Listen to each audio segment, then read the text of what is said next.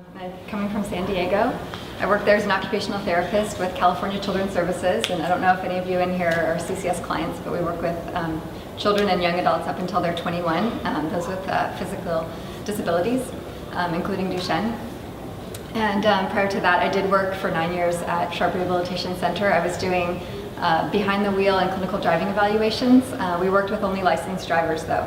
So there's a big difference coming to CCS. These kids, have not had a license previously, so it's very different to teach somebody to drive as a new driver versus somebody who has previously been licensed and maybe had a stroke or something and then needs to learn to drive again. So I'm sure that coming to this presentation, some of you have some concerns about driving possibly. Some of them could be safety. Obviously that's a big issue with driving. Navigating the DMV. It's a big hurdle, for anybody, but then if you have a disability and you need to drive with special equipment, it can be definitely confusing. And then also, how are you going to transport your wheelchair? What kind of adaptive equipment are you going to need? And for a lot of people, honestly, it's the cost that tends to be very prohibitive because some of this equipment is very, very pricey. And I'll go into more information about all these things. So today what I would like to touch on are the following 6 points. So looking at the abilities that are required for driving, looking at indications of driving readiness, preparatory passenger activities, so things you can do with your children in the car to prepare them for driving, looking at the DMV rules and procedures, components of a driving evaluation, so if you do go in and have an evaluation done at a rehabilitation center, what does that look like, and then looking at the adaptive equipment that is used for driving, particularly in the case of Duchenne, what equipment is typically used. Okay, so when you think about driving, what are some of the abilities that you might first think of that are necessary for somebody to be able to drive a car? You can just shout it out. Sure. Yeah, turn the wheel. Reflexes, yep, to be able to get to the brake in time. What was that, sorry? Timing and judgment, yes, definitely. Sorry, what was that? Quick responses, definitely, yeah. So there's a lot of things that are required for driving. It's a very high-level skill. So I'll talk about some of these things that don't always come to mind necessarily when we think about driving. One thing is planning and navigating a route. So do you have good visual perceptual skills, navigation skills? Nowadays we're used to the maps on our phone, and so we don't necessarily have that big picture of navigation skills. Being able to visually scan an environment constantly. So they say when you're driving, about every 3 to 5 seconds, you're shifting your eyes from the mirror, side view mirrors in front of you. So you're always moving your eyes. And then with that information that your brain, that your eyes are receiving, then it gets transmitted to the brain. And so how are you processing that information? And then how are you coordinating an arm or a leg to be able to respond to that visual stimuli immediately? So you need to be able to get to the brake, whether you're using your hand or your foot, within about a half a second to be safe. So that's very quick. And that could be with the pedal if you're using your foot, or hand controls if you're using adaptive equipment. And then also retaining and referring to previous information, which we call working memory. So for example, if you're driving down the road and there's a sign that says detour, in 1 mile, take this road, you have to remember that, and then when you go down the road, remember that you need to take that exit instead. There's a few more things here. So predicting other drivers' behavior. It's not always possible. Sometimes people drive very unpredictably, which is one of the most unsafe things you can do. But you want to try and drive in a predictable manner and then be able to read other people's behavior, anticipate likely hazards. You need to be able to problem solve in an instant. So if somebody slams on the brake or an animal runs out in front of you, what are you going to do? You need to be able to make a plan and act on it. Multitasking and utilizing selective attention. So we know what multitasking is, right? When you're driving, there's a ton of stuff going on. But then selective attention is also very important. So with all that information, what are you going to focus on? That's the most important thing in your visual field at that time. So you need to be able to selectively attend to things. Reading social cues, for example, at an intersection, and this is more of an issue sometimes with our kids who are on the autism spectrum. But they may have difficulty reading social cues, and that could cause problems if you're at a four-way stop or something like that, and people are gesturing or trying to give nonverbal cues. Managing frustration, that's unfortunately a big issue nowadays, so it can lead to road rage. And then for some of the kids that I work with who are more cognitively impaired, then they might see things more black and white, and then they have it, well, somebody breaks the rule, then they get frustrated about that, and rather than just being able to kind of let it go. And then most importantly, I would say, is maintaining insight into your deficits and learning from your mistakes. So being able to take instruction well and understanding that, if you are having difficulty doing some kind of skill with driving, that you're aware of that so you can make those changes. Okay, so then indications of driving success. So these are things that are actually proven by research.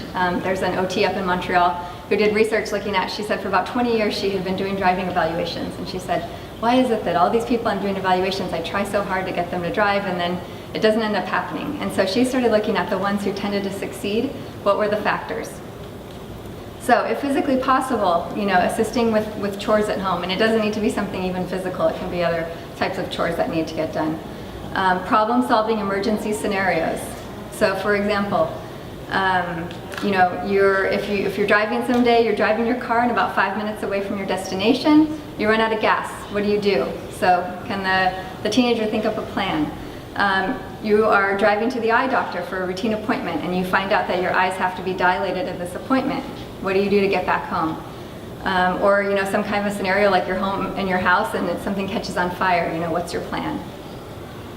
Being independent with managing your schedule, your appointments, and your homework. Attending mainstream classes, and then if you're older, working or attending college. And then if you have ever ridden a bike or participated in any kind of adaptive sports, just mostly the reason for that is being able to move at a higher speed.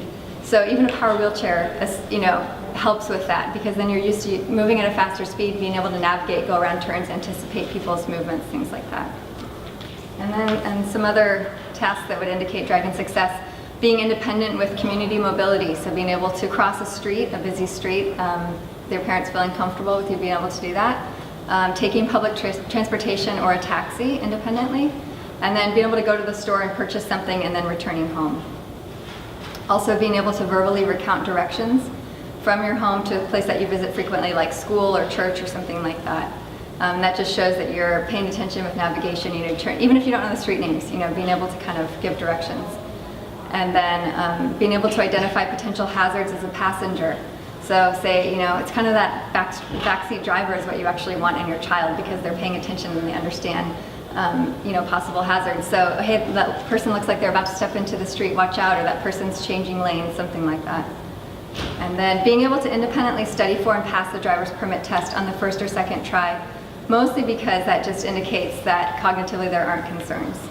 And actually 67% of people, what I've heard, do not pass on the first time. I think because they don't study, and then they realize the second time that they need to study. And for preparatory passenger activities, so things that you can do now before you actually proceed with driving, if that's something that you end up doing. The first thing that I would recommend is just learning the rules of the road. And that can be a good refresher for adults too. And just remembering what the different colors of the curbs are and everything. But that's a good place to start, so you just understand what the rules are that that cover driving. And then another idea is locating the car in the parking lot. So say you drive, you park, you go to Target, and then the parent says, okay, you need to find the car and you need to plan the safest route to get back to the car. Becoming an active passenger is a big thing. If you're able to sit in the front seat, that's great. Put down the phone or whatever it is that lots of kids are probably distracted with in the car, and start paying attention. Another thought is if you can use a suction cup rear view mirror, you can put that on the windshield if you're sitting in the front seat, and then you can use that also for scanning to be able to get more comfortable using mirrors, because that's actually kind of a challenging skill, is just being able to learn that concept of using mirrors. And then just working on visually scanning the environment, so when you are in the car, turning and watching and not just kind of staring straight ahead. Commentary driving, and it was actually first started by the police in Britain, who were training to do high-speed chases. And so they wanted to try and increase their level of safety when they were doing these chases. And so what they did is they taught them to just call out verbally whatever they're doing when they're driving, and that way it raised their attention level really high. They didn't get distracted, they weren't zoning out or anything.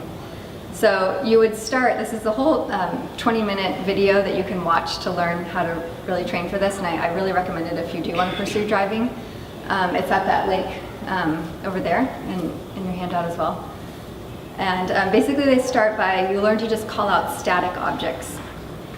So something like a stop sign, stoplight, red cars, pedestrians, you start with one thing and then slowly build. And I would just say, every time you get in the car once a day, maybe do it for 10 minutes, something realistic like that. And then gradually make it more and more advanced and challenging. So you would progress to having the driver assist with lane changes and left turns. So tell me when it's safe for me to change lanes. Tell me when it's safe to do this unprotected left turn. And then the other thing that you can practice with is the hazard perception app. It unfortunately is also developed in Britain. So the drivers are on the left-hand side of the road, but if you can kind of get past that, it's a really good app to just learn when they have different scenarios happen, and I'll show you on this next slide. So up on the left, you can see those people are stepping out into the street. So it's a whole video, a short, like 2-minute clip, and then you tap every time a potential hazard is going to happen, and there's 5 in the clip. So then the second one would be this car pulling out from the parking lot, person stepping out into the street at the bottom, and then that cyclist, what are you going to do to get around that cyclist? So you can practice it and kind of train and just teach yourself to become more alert about potential hazards. We'll move on to the DMV rules and procedures. Has anybody here attempted to take the computer test, the knowledge test for the DMV? Great, okay, nice job. First time? Good. Did you study? Yeah. Good, okay, so he already, it sounds like has your permit, right? Okay, but you passed the knowledge test, okay, good. So you go in, you have to be at least 15 and a half to try and apply for your permit. And then if you're under 18, there's more criteria to be able to get your permit. So you do the vision acuity test, which is pretty easy, you just read those letters. And then the knowledge test, which is computer-based, which I definitely recommend studying for, especially if you visit the DMV website, you can do practice tests. And then you need 30 hours of classroom instruction if you're under 18. You can do that online. I recommend going to a driving school, just 'cause I think it's nice to have that person, that in-person instructor, to be able to ask questions to. And then 6 hours of on-road instruction. And then you would proceed to the driver safety office. So that's a special office of the DMV that handles people with disabilities. Otherwise, the experience that I've had, if people don't have their doctor fill out this medical form before going to get the permit, is that then the DMV sees them, and then it takes this kind of long circuitous route of trying to get the permit. So it's just easier if you have the form filled out in advance. And then they send you to the special office that just wants to make sure mostly that you're not going to have something like problems with seizures or dementia with older people, things like that they're concerned about. And then if you're over 18, there's less criteria. It's actually quite easy. You just go in, you take the vision test, the knowledge test on the computer. You would also go through the driver safety office with that medical form that your doctor would fill out, but you don't have any classroom or professional instruction hours that are required. So you technically could, and obviously there's more complicated issues with the population that's disabled because you have to get equipment and things like that. But you actually could just go with a licensed driver that's over 25 in California and just learn from them. You don't have to have any professional instructor work with you. But on the license, there are license restrictions that are going to be listed. I'm sure a lot of us in this room would have glasses listed as a restriction. So that means something that you have to have to be able to drive safely. Another adaptive equipment would be on there if you need any kind of special equipment to drive. You could have things listed like no nighttime driving, no highway driving, are examples, especially with the elderly population or people who might have vision issues. And then we'll move on to talk about the components of a driving evaluation. So say you do get your permit and then you want to proceed and move forward with the evaluation. There's a few different places you can go. I don't know where most of you are from, but most things are up here in the LA area. There's really nothing in San Diego, unfortunately. CCS, so I do clinical evaluations, but not behind the wheel. St. Jude's is an option. Rancho Los Amigos is another option. The DOR, Department of Rehab, if any of you have, if our clients have DOR, that's probably the best place to go because they actually will cover the cost of equipment and lessons if you have a vocational plan in place. So that's kind of the key thing. If you do have that in place, then they'll cover, you have to have the van, but then they'll modify it. So that's a huge amount of equipment that's needed that could be really costly. Anna Varon is the OT that works up here in LA who does the high-tech driving, and I'll show you some examples of equipment that most likely would be used by people with Duchenne, and so she would train in that. So if you do have a case open with DOR and a vocational plan, then driving is kind of the last thing that you do once you have completed the other things that they require. So if you do go to one of these rehabilitation centers or driving programs, they would start with a clinical evaluation. So they would be looking at your physical abilities, your vision, your cognition. Those are kind of the three main things that you would do in the clinic. And then after that, you would go out, actually at the bottom there, to do the behind the wheel evaluation. So that's a very key component for driving, especially if you're going to need adaptive equipment, because you really want to see the person in the car and trial various equipment to see what would work. And then the big question is a vehicle. Do you already have a vehicle? Is it going to work for your wheelchair? Is it going to work for the equipment that you're going to need? Can you transfer in and out of it into the driver's seat? Or are you going to drive from your chair and have a lockdown system? Can you afford the vehicle modifications and training? Do you need to go to like various nonprofits that might, some of the Kiwanis clubs and places like that will actually be very generous in donating funds too. And you may, Anna Varon told me that you may also need to look at getting a new wheelchair. So if you are needing a new chair anytime soon and you want to be driving, she said hold off on getting the new chair until you figure out if you are going to be driving, what the driving situation is going to be like, and then proceed with getting the wheelchair, because you don't want to have something happen where you get this van and then the wheelchair's not going to work in it. And then there's a website too called disableddealer.com, and so it's for the Southern California.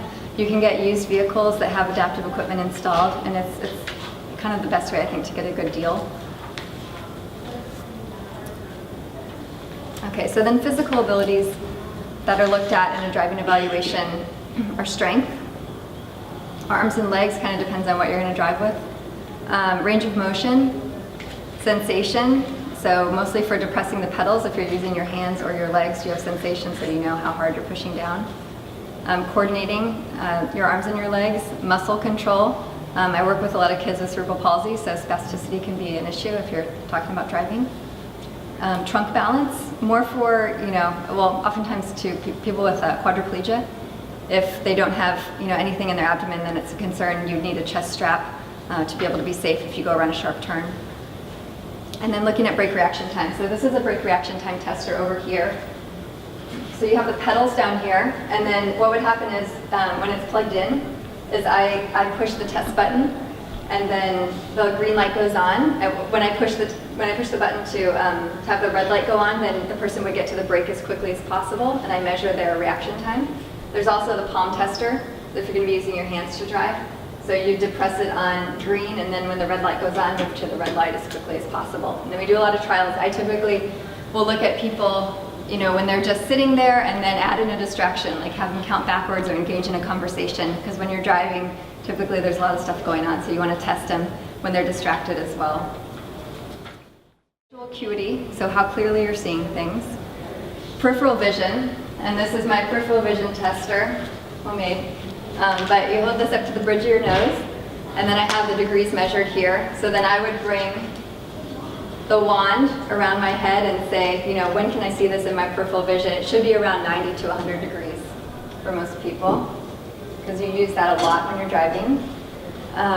Contrast sensitivity, so there's a Kelly Robson contrast sensitivity chart. So can you see in fog, and glare, things like that. Typically more with the elderly population, that's an issue. And then depth perception, which I also have over there. The glasses that you put on at the eye doctors, if you've done that, where you try and see the butterfly jumping out at you. So cognition, this is a really key thing. I think this is the most important aspect for driving that you want to have intact. So visual perception abilities. So on the next slide, I'll show you an example of how we test that. Navigation. So like I said before, can you navigate, if you're using a power wheelchair, then, you're probably doing a lot of navigation, but, getting around your neighborhood or around the school campus. Sequencing. So driving involves a lot of sequencing. First you do this, then you do that, then you do this. So are you good at sequencing? Working memory, like I spoke about earlier, and then managing emergency scenarios. So something on the road happens in an instant, what do you do in that situation? And that's going to show maturity, readiness to drive, and then independent thinking. Example of something that we use to test visual perception. There's a few tabletop tests that actually give a really strong indication of readiness to drive. So Snellgrove Maze, and it's considered safe if you do this under a minute, which to me seems very generous. Most of the clients I evaluate completed in about 25 seconds. And then you want to have fewer than 2 errors. And then the trail making bee test is another tasks that involve sequencing, visual perception, working memory. So you would go 1A, 2B, 3C, and keep drawing with your pencil, from one to the next. And then that just shows to the cognitive ability that is very correlated with safe driving. So after you go in for the evaluation, so you go in for the clinical evaluation, you do the behind the wheel evaluation at a center that has a van with some of this high-tech equipment, then what would you do? So you have a couple options. You could have a home program if it's, identified that you're not quite ready to, you have some things you need to work on. Maybe it's independence with some of these self-care tasks, community mobility, becoming more of an active passenger, practicing those commentary driving skills that I spoke about, calling out things while you're a passenger, and even just navigating busier areas and trying to do that safely. Down in San Diego, some of those beach boardwalk areas can be really chaotic. So going down there is good. And then if you're able to do any kind of hand cycling or something like that too, where you're moving even faster, then that's good. Actually, and then if you're not needing the home program, you're ready to move on with driving, then it would be actually going through the driver safety office and taking the driving test. And then once you take that test with the equipment in the car, then you would probably need to go like every 6 to 12 months, either through the Department of Rehab with the DMV or the driver safety office to get reassessed. Especially if it's a progressive condition, then they want to see you usually every 6 to 12 months. And then the doctor, of course, is able to report any concerns that they may have at any point to the DMV. So this is kind of the fun part, is looking at the equipment that you can use for driving. So the joystick, and in the next few slides I'll show you pictures, joystick driving actually. The electronic hand controls, the Scott system, it's a remote wheel that you can use to drive. Reduced effort steering, so meaning a lot less effort is required. Sometimes it's a smaller steering wheel so that you can turn the wheel a lot easier, or you can do a small turn to make the car go, it's kind of magnified. Chest strap, wheelchair ramp, and the lockdown system, the Easy Lock system. And then you can also have a temporary instructor brake installed in your car. It usually costs about $700, and then it's taken out when you don't need it anymore, and then you get some money refunded. So like I mentioned before, the equipment will be listed as a restriction on your license, and vendors are not allowed to install it without a doctor's prescription. So the total driving system plus a van could easily cost upwards of $100,000. So it's a big amount. So obviously the family has to consider the time and money required, when you're thinking about driving. And the driving therapist will likely recommend equipment that's going to be appropriate for the client. They try and think out, several years. So you probably will have a high-tech driving system prescribed, just anticipating that that's going to be something that you might need in a few years. You'd rather save money up front, rather than paying for like 2 separate sets of equipment. So this is the EMC joystick. So you can do steering and acceleration and braking just from the joystick. And these are things that you could practice in a driving center that works with high-tech equipment. The Scott driving system, so you can see here that it's the remote wheel, and it's on this column, and so so all the controls are in that single vertical column with the steering wheel. So moving forward is going to give you power to the engine. Going back to neutral is just going to have it idle, and then moving it back is going to apply the brake. And then there's the mini steering wheel at the center of it, and then rotating right or left would also steer it, but the steering is going to be amplified. So you just turn it a little bit, but then the car is going to turn a lot. And then if you do have issues with, like if you're a quadriplegic, say, and you don't have good finger dexterity, you can have a tri-pin device put on the steering wheel, so you can just put your hand in and then steer from that, so you don't have to have a grip on the steering wheel. And then this is an example of element that's been converted with a ramp and an Easy Lock system. So you just drive your chair right in there and lock down. And then I think that's all. That's my contact information if you have any questions. And so she asked who gives loans or can finance driving. So Department of Rehab is probably going to be your best bet, but you do have to have a vocational plan in place. So that's driving's kind of like the last thing that they cover. But I did, when I spoke with Anna, the OT who works with most of the people with Duchenne, probably in the LA area, she said that it is something that she sees clients. She does train clients with Duchenne. And typically with that joystick or the Scott system is what she mentioned. So they will cover the cost of the equipment. If you have the van already, then if you can convert that van with this equipment, then they would cover the cost of that.